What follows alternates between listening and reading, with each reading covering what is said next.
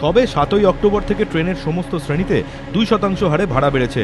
আর এর 10 দিনের মাথায় খাবারের খরচ বাড়ার কারণ দেখিয়ে ফের একবার বৃহস্পতিবার থেকেই রাজধানী, শতাব্দী এবং দুরন্তোর ভাড়া 2 থেকে 4% বাড়িয়েছে রেল।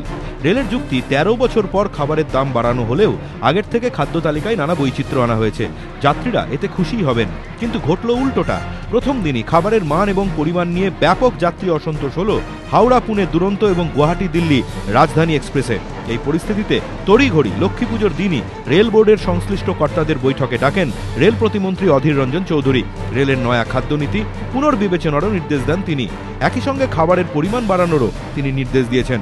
সমস্যার সূত্রপাত রেলের নতুন খাদ্যনীতি নিয়ে। সেখানে বলা হয়েছে, রাজধানী, শতাব্দী এবং দুরন্ত এক্সপ্রেসে যদি যাত্রীদের দুপুর এবং রাতের খাবার দুটোই দিতে হয়, সেক্ষেত্রে রাতের খাবার হালকা দিতে হবে।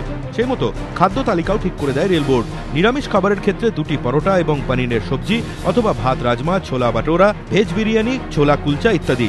আমিষ খাবারের ক্ষেত্রে চিকেন পরোটা বা কুলচা চিকেন বা চিকেন বিরিয়ানি।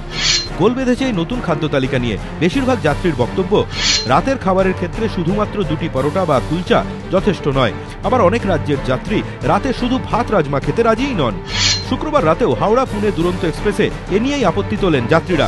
বেশিরভাগেরই বক্তব্য এক, 2টি মাত্র পরোটা খেয়ে সারা রাত থাকা সম্ভব নয়। যাত্রী অসন্তোষ এমন পর্যায়ে পৌঁছয় যে ট্রেনটি প্রথমে মধ্যপ্রদেশের গন্ডিয়ায় 1.25 ঘন্টা এবং নাগপুরে 2 ঘন্টা দাঁড়িয়ে থাকে। অন্যদিকে গুয়াহাটি, রাজধানী, বারাণসীতে 1 ঘন্টা দাঁড়িয়ে থাকে। এই পরিস্থিতিতে রেল প্রতিমন্ত্রীর নির্দেশে রেল বোর্ডের executive director tourism and catering Mani Anand সবকটি জোনের চিফ কমার্শিয়াল ম্যানেজারদের শুক্রবার চিঠি দিয়েছেন। তাতে নির্দেশ দেওয়া হয়েছে, আঞ্চলিক স্বাদ অনুযায়ী সেই জোন থেকে ছাড়া ট্রেনের খাদ্য তালিকা ঠিক করতে হবে। রাতের খাবারে পরোটা বা কুলচা থাকলে তার সঙ্গে ভাত, ডালও দিতে হবে। বিরিয়ানি থাকলে দিতে হবে পরোটা বা কুলচা ও একটি সবজি।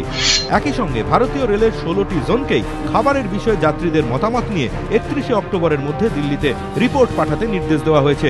রেল প্রতিমন্ত্রী সাফ জানিয়েছেন, খাবারের মান এবং পরিমাণ নিয়ে কোনো রকম সমঝোতা বরদাস্ত করা হবে না। ধ্রুবজ্যোতি প্রামাণিক, এবিপি আনন্দ, কলকাতা।